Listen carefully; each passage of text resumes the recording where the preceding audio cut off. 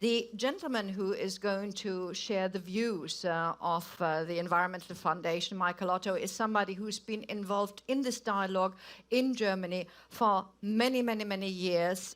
He's been personally deeply involved in shaping this philanthropic outlook that then sort of has a social impact, has a political impact, and he is Johannes Merck. And Johannes, we're very happy that you take your time.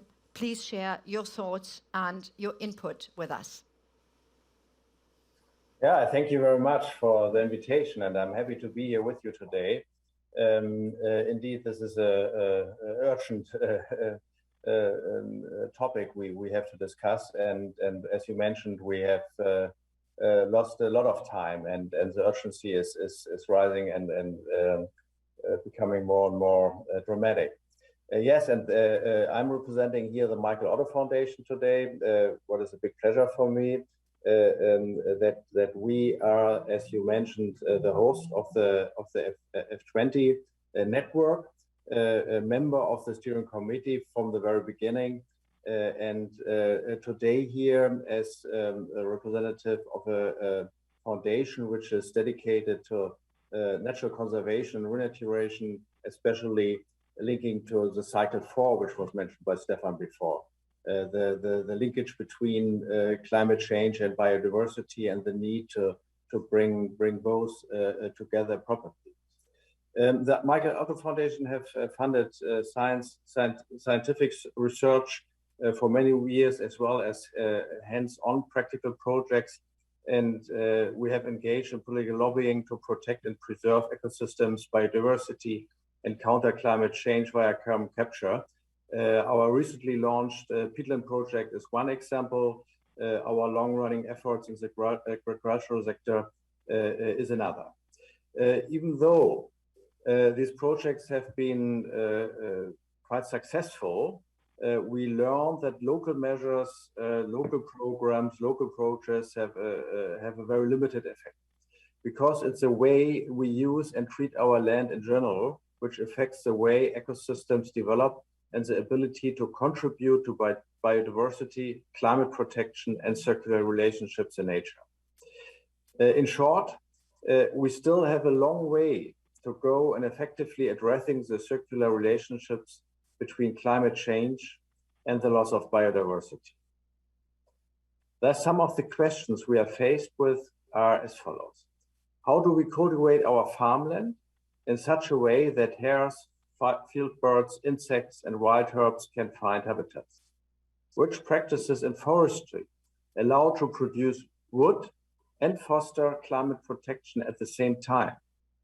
How do we treat our peat and wetlands for them to be able to absorb greenhouse gases and continue, or in most cases, return to being habitable ecosystems? How do we protect our rivers if we want to continue to use them as routes of transportation when at the same time they are host to diverse species? How do we protect our coasts in the face of rising sea levels without further putting pressure and even destroying fragile ecosystems? So we face many challenges, and climate change has reached Europe, and that was a topic before, much quicker than many have expected. Droughts, fires, and flooding are ecological catastrophes and create billions in economic damages. We must give ecosystems a chance to develop in such a way as to increase their own natural resiliency and the ability to adapt to these man-made developments. We must give our ecosystems the space they need and allow for natural diversity so they can generate the effects which we in turn need from them. To achieve this, we must give the economic and ecologic services of ecosystems their own value in the business accounts of their users. So far, this has hardly been the case. It is therefore a matter of activating the financial flows for the binding force of CO2 through forests and moors, for example, the production of new raw materials in wet agricultures, innovation in bioeconomy, the remuneration of nature conservation services by farmers who protect species on their land and bind CO2, as some examples. Only through a consistent valorization of ecosystem services and the inclusion in the business cost and income accounting can we adequately appreciate their value for our market economy and ensure that market forces are constructively effective for holistic balance of accounts from an economic perspective and an ecological one.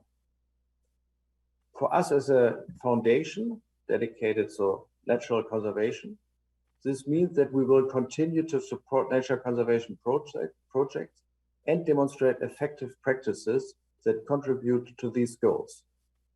It is our mission to unleash and leverage market forces to sustainably develop the entire system of land use.